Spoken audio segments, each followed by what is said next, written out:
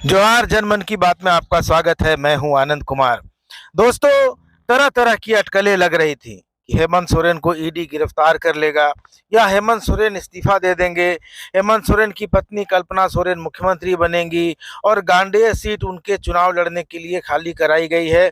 बहुत सारी चर्चाएं चल रही थी, लेकिन इन चर्चाओं पर आज विधायक दल की बैठक हुई मुख्यमंत्री आवास में, जिसमें कांग्रेस, आरजेडी और जेएमएम के सारे विधायक शामिल हुए। और इस बैठक के बाद इन कयासों पर विराम लग गया है कि झारखंड में फिलहाल कोई नेतृत्व परिवर्तन होने वाला है या मुख्यमंत्री हेमंत सोरेन इस्तीफा देने वाले हैं। ऐसा कुछ भी नहीं होने जा रहा है। बैठक में सभी विधायकों ने एकजुटता प्रदर्शित की और उन्होंने मुख्यमंत्री हेमंत सोरेन के नेतृत्व में आस्था जताई। तो अभी की ये जो खबर है वो यही है कि कोई इस्तीफा नहीं होने जा रहा है।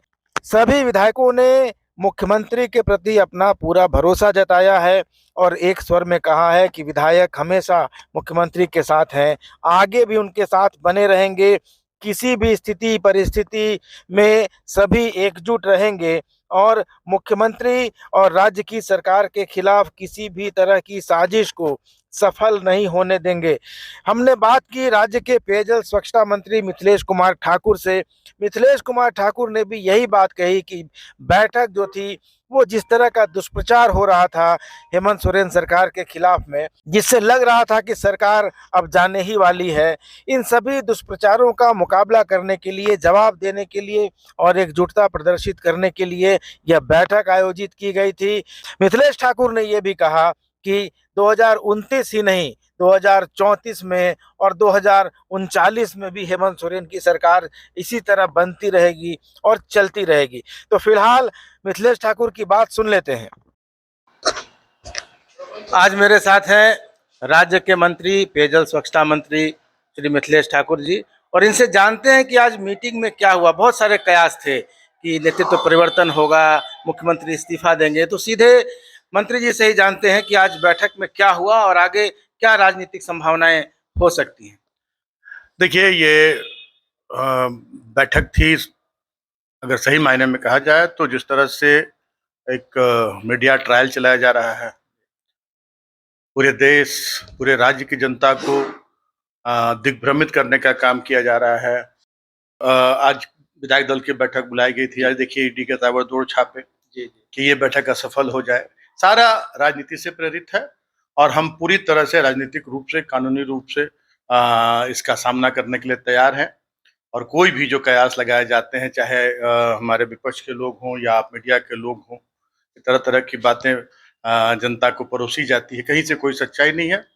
हमारे सर्वमान्य नेता है माननीय मुख्यमंत्री हेमंत सोरेन जी, और आज भी सर्वसम्मति से सभी लोगों ने ये एक सुर में ये कहा है कि 2024 ही नहीं, 2029, 2034 तक कहीं कोई वैकेंसी नहीं है। और जो हम लोगों ने लकीर खींच दिया है, ये दूसरे दलों के लिए भी कहीं से कोई रास्ता, अभी कोई प्रवेश द्वार नहीं है। इसलिए निश्चिंत रहें, जितने भी हथकंडे अपनाएंगे हम लोग सभी का हर तरह से राजनीतिक रूप से और कानूनी रूप से, संवैधानिक रूप से हम जवाब देने के लिए तैयार हैं। जी, एक गांडेय सीट पर जब इस्तीफा हुआ सरफराज अहमद जी का, उसके बाद से ही बहुत सारी बातें चलने लगी कि वहां पर मुख्यमंत्री इस्तीफा देंगे या कल्पना सोरेन जी वहां से चुनाव लड़ेंगी। इन सब बातों का कोई आधार है कि नहीं आ गया, फिर इस्तीफा देखिए, हम भी एक राजनीतिक दल हैं और 2-3 दलों का हमारा गठबंधन है। राष्ट्रीय पार्टी कांग्रेस है, हमारे राष्ट्रीय जनता दल के लोग हैं, हम हैं, झारखंड मुक्ति मोर्चा के लोग, साथ में हमारा जो लेफ्ट पार्टियां हैं उनका भी समर्थन है। तो हम भी तो राजनीतिक सोच समझ रखते हैं। ये बात नहीं है कि विपक्ष के लोग ही राजनीतिक सोच समझ रखते हैं। तुम डाल चलोगे तो हम पात चलेंगे। ये हमारा, जो भी जितने भी हथकंडे अपनाओगे, सारे हथकंडों का जवाब देने के लिए हम लोग अपना फुल प्रूफ हम लोग योजना तैयार करके रखे हैं। तुम डाल चलोगे, हम पात चलेंगे। और सिर्फ ऐसा नहीं है कि भारतीय जनता पार्टी के लोगों को ही राजनीति आती है, उनके पास ही राजनीतिक सोच समझ है। हम भी राजनीतिक सोच समझ रखते हैं और जैसी चालें वे चलेंगे वैसा ही जवाब हम देंगे। ये कहना है मिथिलेश कुमार ठाकुर का, जो हेमंत सोरेन की सरकार में पेयजल और स्वच्छता मंत्री हैं। और इससे साफ है कि गांडेय सीट अनायास ही खाली नहीं कराई गई थी और इसको लेकर जो राजनीति इसके पीछे थी, जो राजनीतिक सोच थी हेमंत सोरेन की और उनकी सरकार की और उनकी पार्टी के लोगों की, ये कुछ न कुछ इसमें था जो सामने नहीं आ पाया है। लेकिन क्या था ये राज, ये लोगों के दिमाग में ये सवाल बरकरार है, क्योंकि गांडेय सीट पर जब सरफराज अहमद का इस्तीफा हुआ था, उसके बाद से ये ताज़ा राजनीतिक घटनाक्रम शुरू हुआ और ये अटकलें लगने लगी कि क्या हेमंत सोरेन इस्तीफा देंगे, क्या कल्पना सोरेन मुख्यमंत्री बनेंगी और क्या गांडेय सीट से वो चुनाव लड़ेंगी। इन सब बातों को लेकर बाबूलाल मरांडी ने राज्यपाल को पत्र तक लिख दिया और कहा कि राज्य में संवैधानिक संकट की स्थिति पैदा हो रही है, कल्पना सोरेन को बिना निर्वाचित हुए मुख्यमंत्री बनाने की कोशिश हो रही है।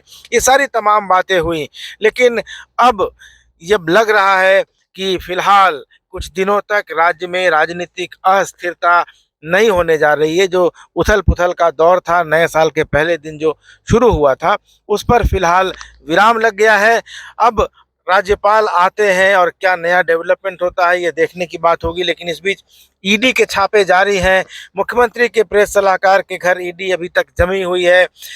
साहेबगंज के डीसी रामनिवास यादव के कैंप कार्यालय से ईडी ने 9mm पिस्टल की 14 गोलियां और 8 लाख रुपए नकद बरामद किए गए हैं।